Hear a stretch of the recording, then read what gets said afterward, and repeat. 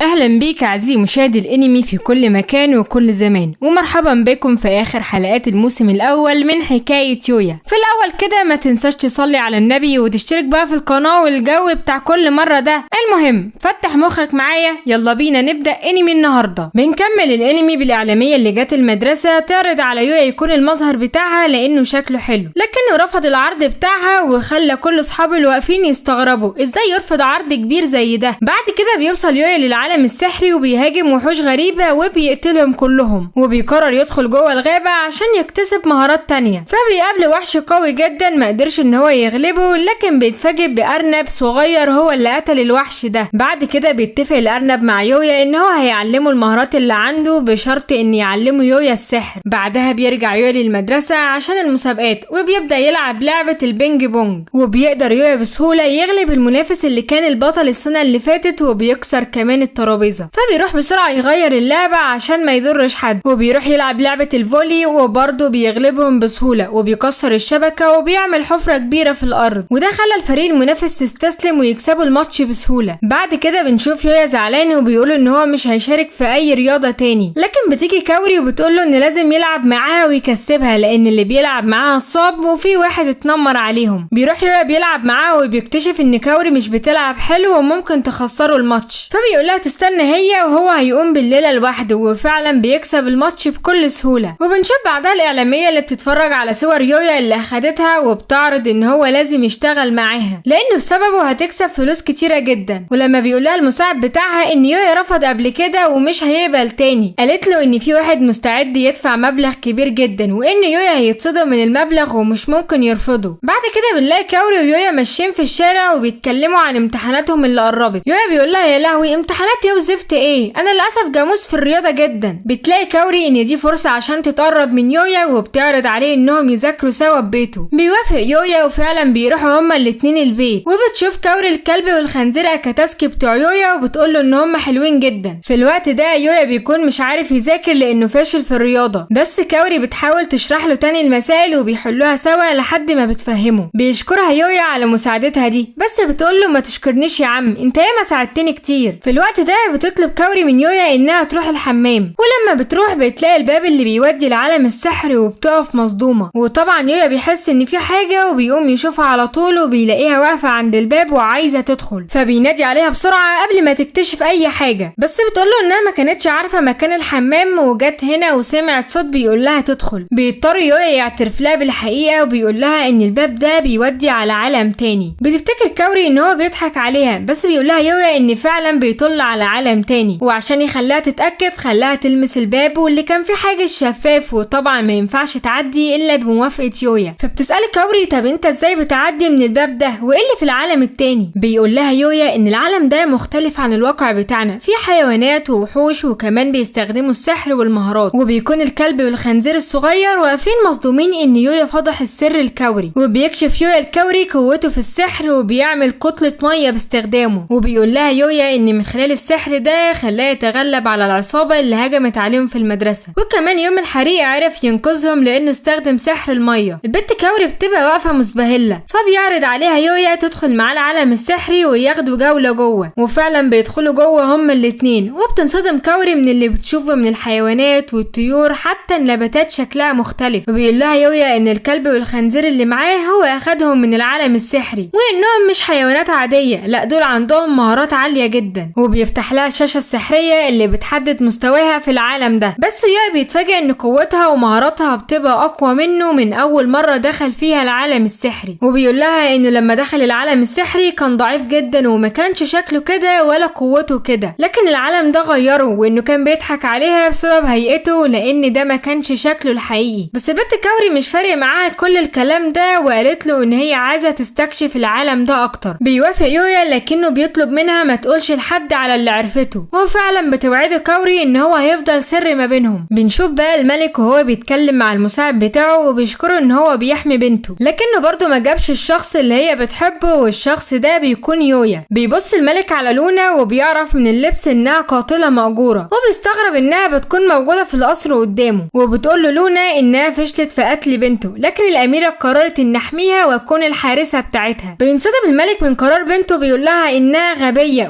بيطلع سيفه عشان يقتل لونا، لكنها بتستخدم الخيوط السحرية بتاعتها علشان تتفادى الضرب. وبتظهر الأميرة ليكسيا وهي بتقول للملك ما يموتهاش لأنها عينتها الحارسة الشخصية بتاعتها، فبيوافق الملك لأنه بيحب بنته جدا وما بيقدرش يرفض لها طلب، وبيطلب من لونا إنها تحميها. بعد كده بنلاقي الملك بيقول لأوين إن لونا كده شكلها بنت قوية، فبيقول لأوين إنها أكبر قاتلة في عصابة الظلام واسمها صائدة الرؤوس، وده بيخليه خايف على بنته بعد ما كان مطمن. وبيقع أوين بلسانه بيقول إن يويا أخد الأميرة ولونا على بيته وتصالحوا هناك، فتعصب الملك إزاي الأميرة تروح لراجل البيت، وبيتعصب كالعادة وبيكسر القصر باللي فيه. بعد كده بنشوف شخص مقنع وهو بيكلم واحد تاني، وبيعرف إن لونا فشلت في مهمة قتل الأميرة، وبيعرف كمان إن في شاب في الغابة هو اللي صالحهم على بعض، وإن لونا بقت الحارسة الشخصية بتاعت ليكسيا، وبيقول له إن الشاب ده عنده قوة سحرية كبيرة وأقوى مما نتخيل. فبيستغرب المقنع إن في شاب بالقوة دي في الغابة وإنه قدر على لونا، وبيطلع بلورة وبيديها للقاتل اللي قدامه، وبيقول له إن البلورة دي تقدر تتفادى أي سحر ممكن يحصل، وبمجرد ما تتفعل الكرة بالسحر اللي جواه محدش هيقدر يستخدم السحر. وبيطلب من القاتل ده يدخل الغابة عشان يخلص على يويا. بعد كده بنعرف إن أكاديمية أوسي مدية الطلاب 3 أيام أجازة، وبيستغل يويا الأجازة دي في إنه يتدرب على سلاح جديد واللي من خلاله بيقتل وحش شبه الخروف، وبيتفاجئ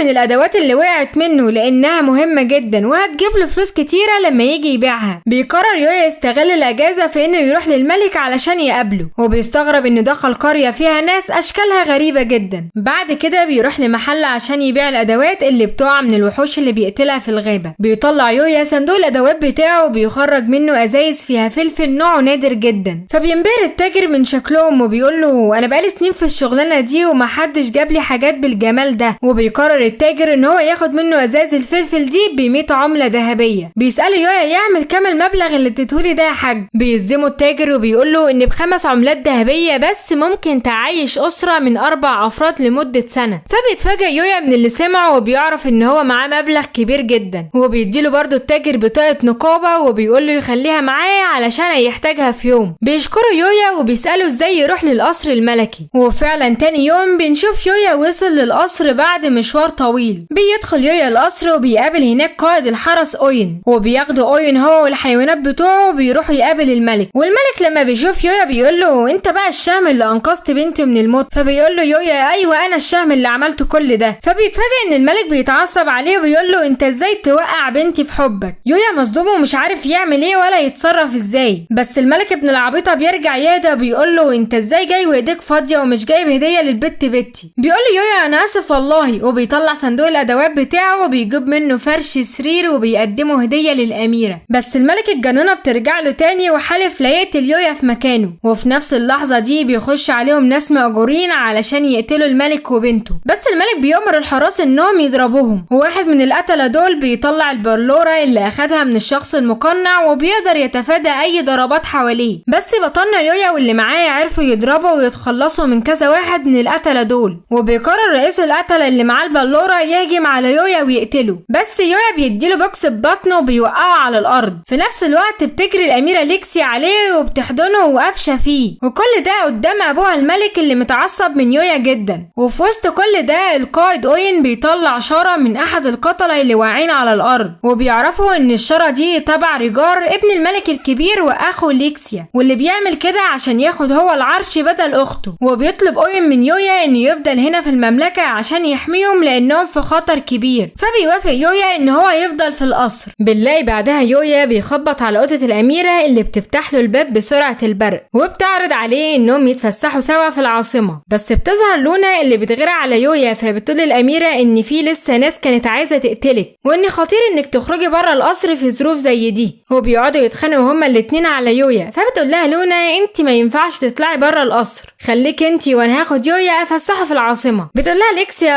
انا عارفه بقى شغل النساوين ده، انت عايزه تاخدي الواد تستفردي بيه لوحدك يا بنت يا سعرانه. واخيرا بيظهر حلال المشاكل والخلافات أوين، وبيقول لهم لا انت ولا هي، انا اللي هفسح يويا. فبتبصله الأميرة ولونا وبيتعصبوا عليه، وفعلا بيخرج يويا مع لونا والأميرة، وأوين هيحرسهم من بعيد. كل واحدة عايزة يويا يكون معاها لوحدها، وبيفضلوا يتخانقوا في الشارع لحد ما كل المدينة بتسمعهم وبيفرجوا الناس عليهم، وبيتمشوا لحد ما بيوصلوا لنقابة المغامرين. وبتسأله لونا لو مهتم يعني ينضم للنقابة دي، فبيقول لها يويا ان هو مهتم شوية وممكن لو انضم معاهم يزود قوته. وفعلا بتقتنع لونا بكلامه وبتقرر تسجل هي كمان معاه في النقابة، بس بتعترض الأميرة ليكسيا لان كده هتبقى لوحدها، وهي الوحيدة اللي فيهم مش هتعرف تسجل معاهم عشان ما عندهاش اي مهارات. بيدخلوا كلهم من المقر وبيوصلوا للسكرتيرة إيميليا اللي بتديهم استمارتين عشان يملوا البيانات بتاعتهم.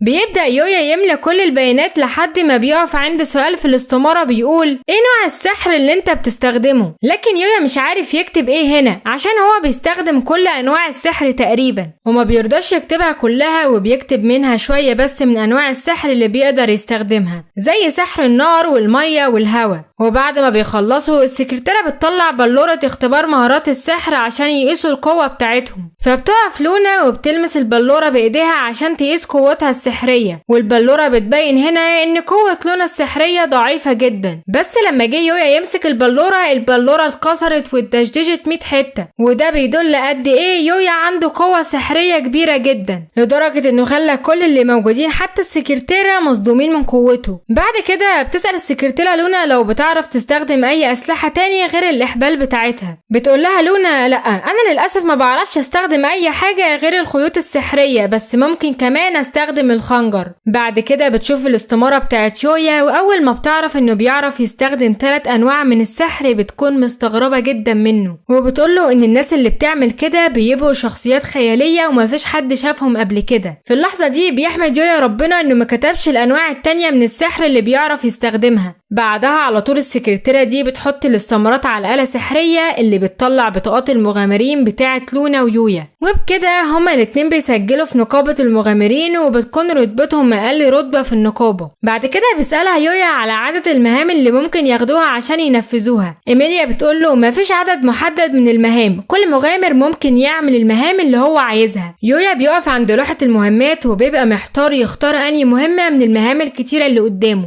وفي الوقت ده بتظهر بنت من المغامرين بيكون اسمها جلينا، وبتحضن يويا جامد، وده بيخلي الأميرة ولونا يتعصبوا عليها وبيحاولوا يبعدوها. وبتقوله البنت دي إنها أول مرة تشوفه لكنه قوي ووسيم وياريت ينضموا هما الاتنين سوا ويعملوا المهمات مع بعض. وبيبدأ يويا أول مهمة ليه وبيروح لمكان وبيلاقي نباتات غريبة كتير قدامه، وبيقرر إن هو ياخد النباتات دي ويحتفظ بيها عشان يستخدمها لتقوية مهاراته. فبيشاور الخنزير على نوع نبات لازم ياخده ضروري، وبيدوس يويا على النبات ده وبيكتشف إن هو فعلا مهم ونادر جدا وبيستخدموه في العلاج وليه قوة شفائية عالية. وفجأة بيظهر القائد أوين وبيقول للأميرة إنها لازم ترجع للقصر حالا للملك مع لونا، وبيعرفهم أوين إنهم لقوا الأمير أخو ليكسيا وإنه هياخد يويا عشان يروح يقبض عليه. وفعلا بيتحرك يويا والجنود ورايحين يقبضوا على الامير. بيوصل يويا مع اوين لمكان غريب وسط الغابه وبيكون شبه بيته في الواقع، فبيفتح الباب وبيلاقي حد ضرب سلاح لبره وبيتصاب احد الجنود. بيتعصب يويا وبيدخل المكان فبيلاقي الراجل المقنع ماسك جندي من الجنود وبيهددهم ان اي حد هيقرب منه هيموت الجندي اللي في ايده، لحد ما بينادي يويا على الكلب بتاعه اللي بيهجم على طول على الامير وبينقذ الجندي من ايده. بعدها بيتحاصر الامير من كل الجنود وبيطلب اوين منه ان هو يسلم نفسه في هدوء، وبيهددهم انهم لو ما بعدوش عنه هيقتل نفسه. والحراس هنا بيكونوا خايفين ومش قادرين يعملوا اي حاجه، بس يويا قرب منه عشان يبعد السلاح من ايده. والامير هنا فضل يلوش بالسكينه عشان يقتل يويا لكنه عرف يتفادى كل ضرباته، لحد ما جه الكلب نايت نط على الامير وبعد السلاح ووقعه على الارض. وهنا الحراس بتتحرك بسرعه وبتمسك الامير، وبيجي اوين وبيشكر يويا جدا في المهمه اللي عملوها دي. وفي الوقت اللي بيقرر فيه القائد يتحرك بالامير ظهرت عاصفه قويه وظهر منها بنت اللي لما شافها الامير كان خايف جدا،